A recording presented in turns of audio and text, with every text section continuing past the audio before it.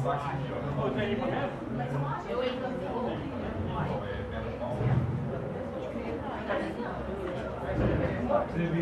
silêncio, virar para frente, prestar atenção aqui. Semana passada eu havia passado algumas questões, nós começamos a corrigi-las onde a gente parou.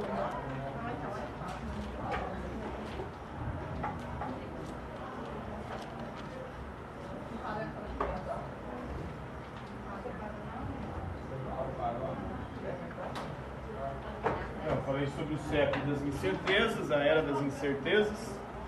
E falei das teorias, comecei a falar das teorias, não? Que abre espaço para o incerto. Quais são as 3 teorias que abriram espaço para o incerto?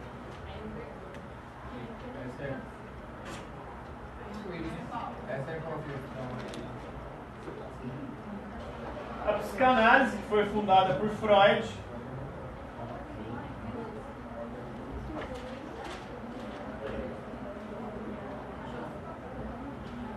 Fundador dessa corrente da psicologia, a psicanálise, ele era austríaco, viveu no século XX, e a psicanálise vai empreender uma análise da nossa psique, ou seja, uma análise da nossa mente.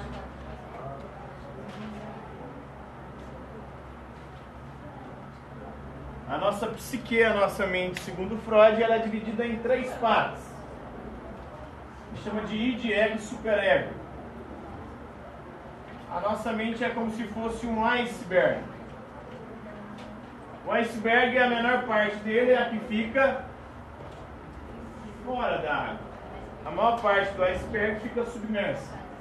Segundo Freud, essa parte que fica imersa, ele chama de ego, ou consciência. Então não é a nossa razão e a nossa consciência quem comanda as nossas ações.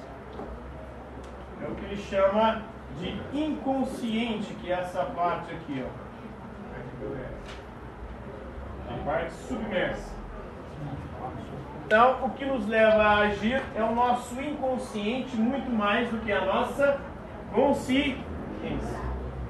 E o nosso inconsciente, ele é movido, ele chama esse inconsciente de id. E o id é movido por 2 pulsões. Quais são as pulsões que nos movem? Eros e Thanatos. Eros é o deus grego correspondente do romano Cupido. É o deus que dá a flechada nas pessoas. Ele tem 2 flechas, uma de ouro, que quando acerta faz as pessoas se apaixonarem, e a de prata, que quando acerta faz as pessoas se odiarem. Mas aqui para Freud o Eros representa a pulsão, o desejo sexual. Então o que nos move, segundo o Freud? O desejo sexual. Quem já viu o filósofo Piton? Já viu na internet? Para o filósofo Piton, tudo que a gente faz é para quê? Para comer gente, né? Ou com uma finalidade sexual. O que você estuda? Você estuda na esperança de arrumar um bom emprego e ter dinheiro para poder comer gente. Você vai para a balada, você vai na esperança de encontrar alguém e terminar nos finalmente. O que você faz pensando na pulsão, no desejo, ou movido pelo instinto sexual. Mas não só pelo sexo que nós somos movidos. Thanatos é o deus da morte. Existe também uma pulsão de morte, de destruição em nós.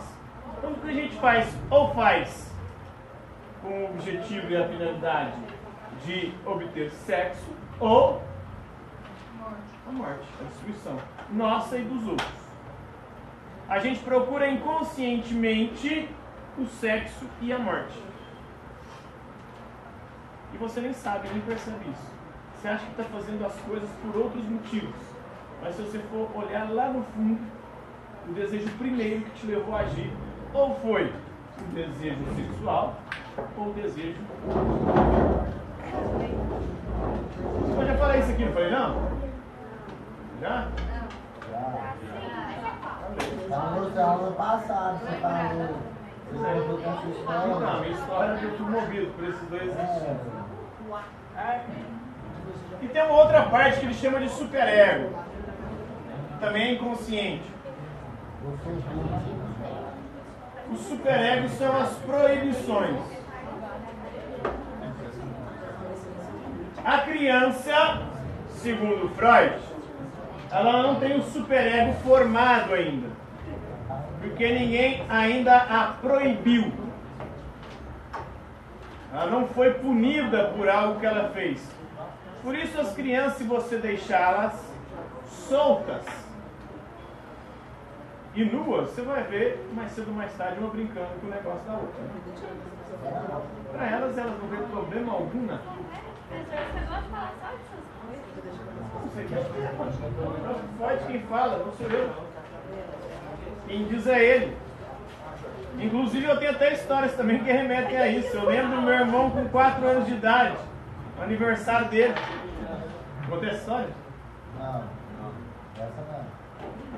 Ele sumiu na hora de cantar parabéns, fomos procurar ele. Encontramos ele lá no quarto, pelado com a minha prima, de 4 anos. Minha prima tinha 3. Ah, moleque, Os dois apanharam. Não voltaram a fazer aquilo, pelo menos não enquanto crianças. Talvez depois. Se eu terminar aqui, eles começaram lá. Mas a criança não tem essa noção de proibição e por isso ela não tem limite. O Freud diz que o nosso desenvolvimento começa com a fase oral. A primeira região com que a gente sente prazer é com a boca. Por isso o bebê, tudo que ele pega, ele coloca na boca. É a primeira fase do desenvolvimento humano, sexual humano. É a primeira região que a gente descobre que é possível ter prazer, é com o peito. O bebê descobre o prazer na boca e mamando. Ou no peito, ou mamando qualquer outra coisa. A pessoa que não passa bem por essa fase, que é chamada fase oral, ela desenvolve problemas pro resto da vida. Aí ela vai ter que sempre estar com alguma coisa na boca. Seja um cigarro, seja bebida ou comendo. Essas pessoas são pessoas que não passaram bem pela fase oral. A segunda região, segundo Freud, que nós descobrimos que é possível ter prazer, ele chama essa segunda região, ou essa segunda fase, de fase anal. A gente descobre prazer com o furico. O prazer está em controlar o esfíncter, o cocô. A criança sente prazer com isso. E ela fica ali, né, treinando isso, né?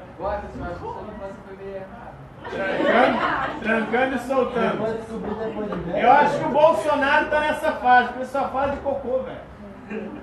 São 2 dias, 3 dias seguidos, ele está falando de cocô do índio, fazer cocô de 2 em 2 dias. Eu acho que ele não passou bem pela fase anal e o furico dele está coçando.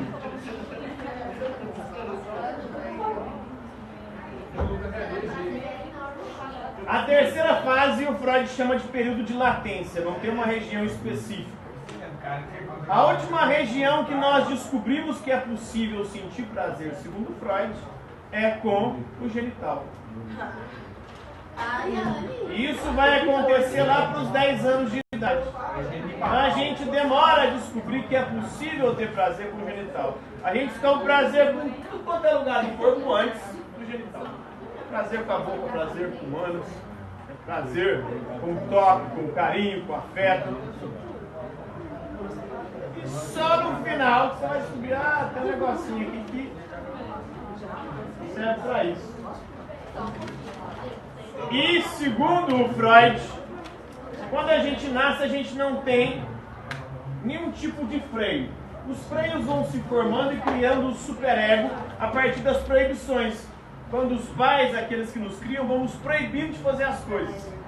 Aí a gente vai parando de fazer aquilo. E vai ficando travado. Aí você se trava diante das situações. Por quê? Aquilo lá ficou incutido, aí você fica meio receoso de fazer aquilo porque ou você apanhou, ou você sofreu algum tipo de sanção na sua infância e aquilo ficou travado. É tipo quando a pessoa sofre abuso sexual e tem uma trava como se fosse tocar na Sim, aí já é um trauma, né? Um trauma mais elaborado. Mas essa pessoa que tem esse trauma na infância, a questão é tão complexa, porque geralmente uma criança que é abusada, ela se torna abusadora. Por quê? Pois se torna adulta assim. A maior parte dos pedófilos foram abusados na infância, segundo estudos e pesquisas. A maioria. A maior parte das pessoas que abusam foram abusadas na infância. Isso por conta justamente do trauma. O trauma causa um bloqueio, e esse bloqueio vira uma espécie de ritual que precisa ser repetido para você ou para a pessoa que passou por esse tipo de trauma, ela sentir alívio. Uma espécie de reatualização do trauma. Ele precisa ficar repetindo aquilo.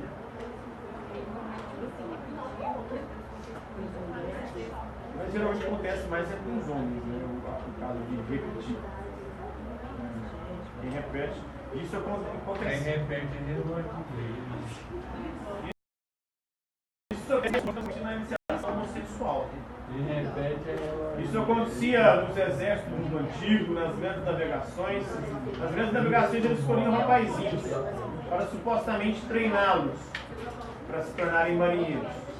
E durante as travessias do mar, aquele rapazinho virava a mulherzinha do mar. E aí depois ele tinha que repetir. Depois passou para o seminário. Uma reforma protestante, a igreja em resposta, cria o seminário. Aí os meninos desde pequenos já iam para o seminário. Ele era abusado pelos padres, não se repetia.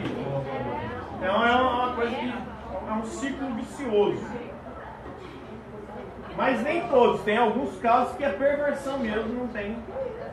Mas boa parte das situações, das circunstâncias, das pessoas que passam por isso, elas vivenciaram isso no momento pregresso da sua vida. Experimentar. Então o superego vai fazendo isso. E aí o que acontece quando a gente, por exemplo, usa substâncias que alteram o nosso estado de consciência? A gente anula o nosso superego. Aí não tem mais proibição nenhuma. Por isso que quando você está bêbado, você faz coisa que sóbrio você jamais faria. Verdade. Porque seu superego, quando você está bêbado, que as proibições que você aprendeu, as coisas que você aprendeu que não pode fazer, elas deixam de existir. Aí você começa a fazer tudo aquilo que você não faria. Sóbrio de maneira alguma. Todas as pedras. Você perde o freio do superego.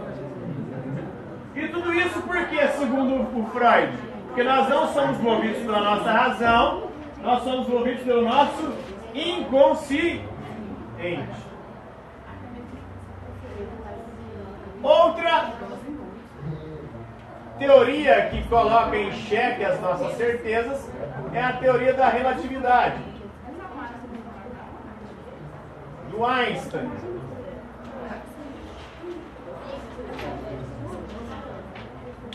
O que a teoria da relatividade diz? Que nossas noções de tempo e espaço são relativas. Quando você olha para o céu agora à noite, você olha para as estrelas e você acha que está vendo as estrelas agora, mas na verdade você está vendo o passado. Estou vendo de ontem. Não. Pode ser milhões de anos dependendo da distância. A luz dela está viajando no espaço. Quando você vê uma estrela cadente e faz um pedido, na verdade você está vendo o passado, a luz dela que viajou. E não adiantou nada você fazer o pedido porque aquela estrela já morreu. É mentira. Assim como o seu sonho vai morrer.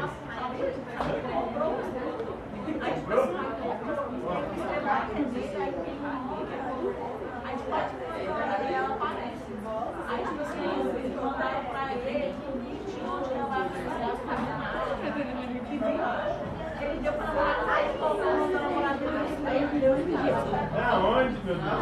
Como que eu faço isso? Ai, viagem, eu sou O mercado lá pagou 200 reais. Então, quando a gente olha para o espaço, nós estamos olhando o passado. E em relação àquele passado, nós estamos no futuro.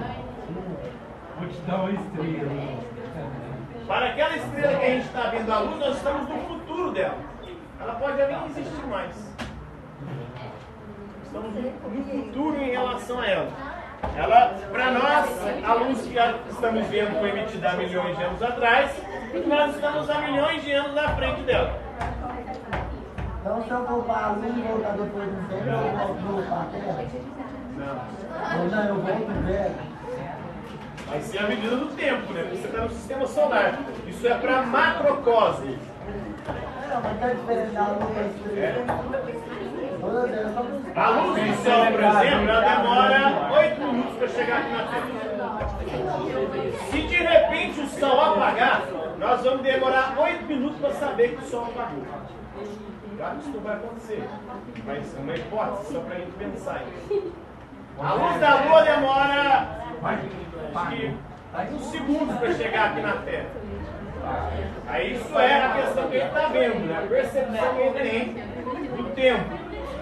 Não quer dizer que você vai andar para trás ou para frente do tempo, se você for para um lugar ou para outro. Estamos falando aqui da noção de tempo, não de viagem no tempo. Até porque a viagem no tempo ela é praticamente impossível.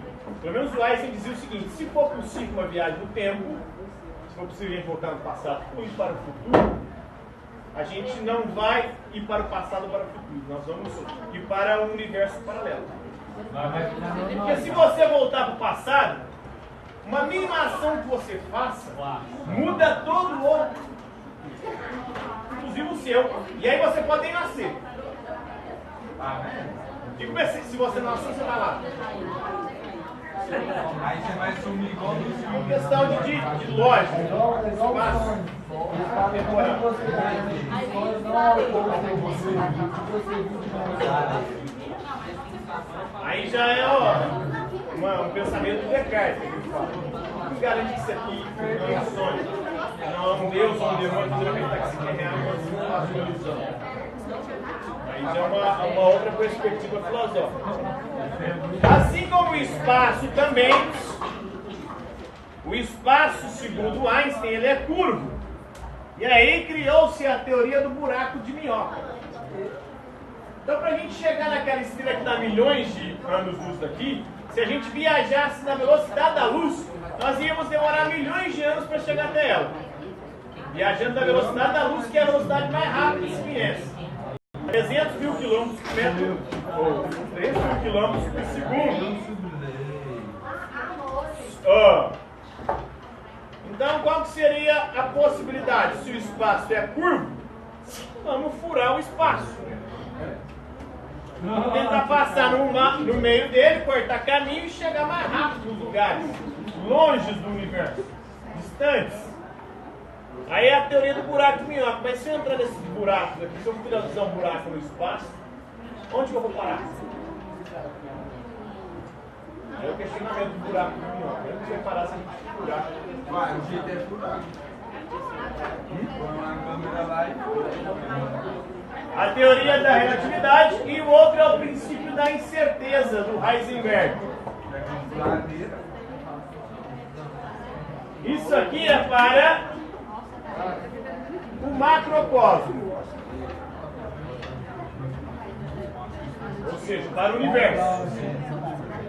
Já o princípio da incerteza é para o microcosmo, ou seja, para o mundo subatômico. No mundo subatômico,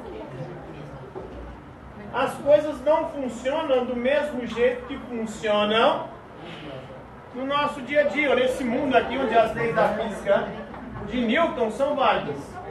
Porque no mundo subatômico, no mundo dos átomos, ou menos do que os átomos, dos elétrons, dos prótons, dos fótons, dos quarks, nesse mundo, se você consegue estabelecer a velocidade de uma partícula subatômica, você não consegue saber a posição que ela ocupa. Se você acerta a posição, você não acerta a velocidade. Mais ou menos como se fosse o princípio da incerteza, uma teoria do sexo. Quando você acerta a posição, você não acerta a velocidade. Quando você acerta a velocidade, você não acerta a posição. Esse é o princípio da incerteza do Heisenberg.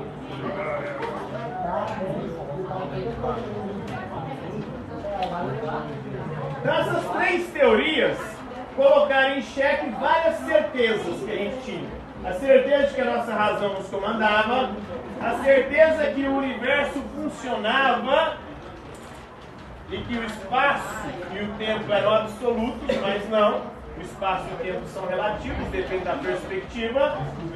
E que o mundo subatômico não funciona na mesma lógica, na mesma dinâmica que o mundo esse normal, regido pelas leis da física newtoniana que nós vivemos.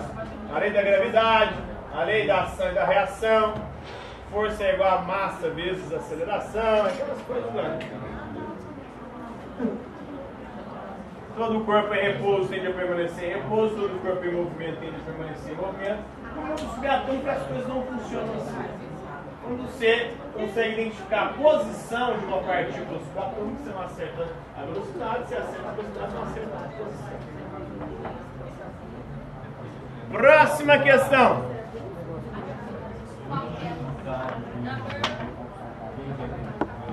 Explique o mundo de contradições do século XX, é isso? Não. Quais foram as grandes contradições do século XX? De um lado, nós tivemos um grande avanço tecnológico. Pedro. Oi. Chama a senhora na porta. Oi. A Júlia está chamando a Júlia lá embaixo. Quem que é a Júlia? É um avanço tecnológico, mas esse avanço tecnológico produziu também uma corrida armamentista. E com armas cada vez mais poderosas, que colocavam em risco a nossa própria existência no planeta. Na Primeira Guerra Mundial foram usadas as armas químicas.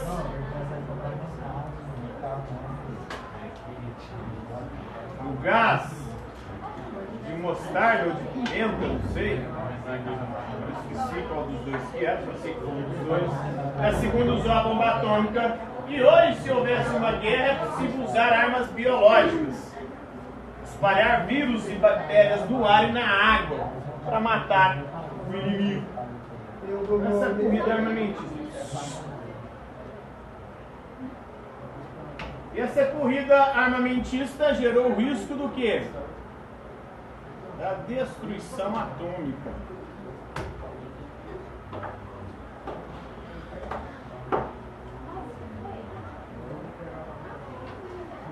Todo esse avanço tecnológico que trouxe melhores condições de vida para a humanidade, o ser humano nunca teve uma expectativa de vida tão alta ao longo de sua história. Então, à medida que o tempo vai passando, nós temos cada vez mais tempo de vida, expectativa de vida. Mas, ao mesmo tempo, o avanço tecnológico produziu mais outro efeito colateral, que é a degradação ambiental. Estamos destruindo o meio ambiente e comprometendo a nossa própria subsistência no planeta.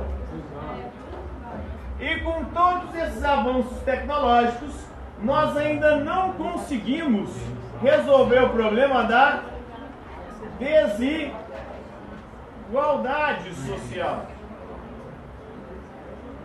Então ainda tem muita gente pobre, miserável, que morre de fome, morre sem acesso a coisas básicas como saúde, alimentação, moradia. Então, ao mesmo tempo, o avanço tecnológico trouxe muita coisa boa para a gente, criou problemas e não resolveu outros muito grandes. Criou o problema da cuidar alimentícia, destruição atômica, degradação ambiental e não resolveu o problema da desigualdade social. Próxima questão.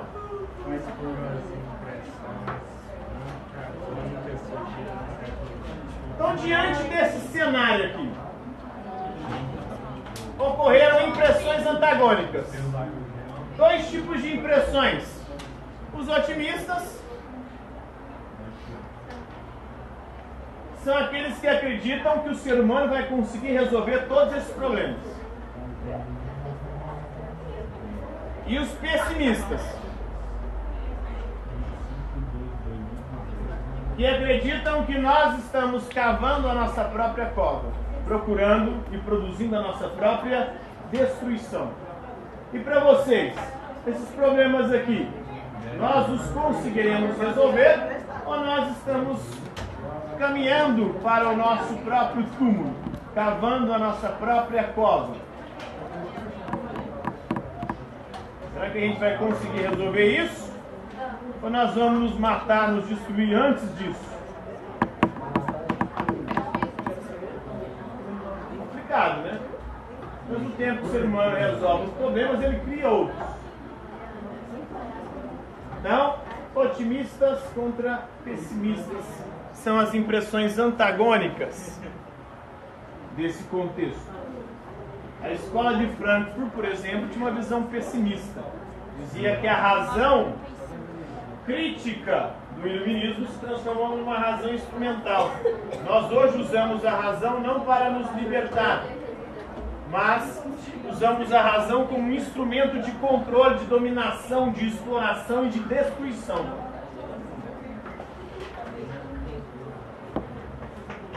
Com exceção do Walter Benjamin, que acreditava que essa razão instrumental, esse avanço na indústria cultural poderia educar melhor a humanidade e transformarmos ou nos tornarmos melhores. Tinha os existencialistas, alguns pessimistas, como Albert Camus, que a gente vai ver já já também.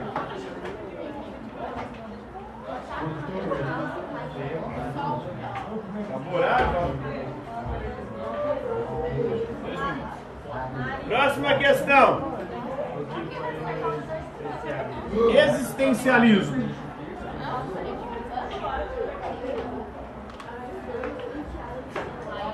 O existencialismo foi uma corrente filosófica do século XX que, surge ou se desenvolve especialmente a partir da fenomenologia, que nasceu na Alemanha, com Russell, e que vai se voltar para um fenômeno específico. Ele vai buscar compreender o fenômeno da existência humana. Compreender o drama e a aventura, a comédia e a tragédia que é a existência humana. A nossa existência é recheada disso. De drama, de tragédia, mas também de aventura, de comédia, de humor, de alegria, de felicidade. Alguns pessimistas entre os existencialistas vão dizer que o que nós chamamos de felicidade nada mais é do que uma gota num oceano de sofrimento. Enquanto outros já vão acreditar que é possível ter uma realização plena quando você se liberta da angústia de não ser você mesmo e passa a construir a sua própria identidade, o seu próprio eu.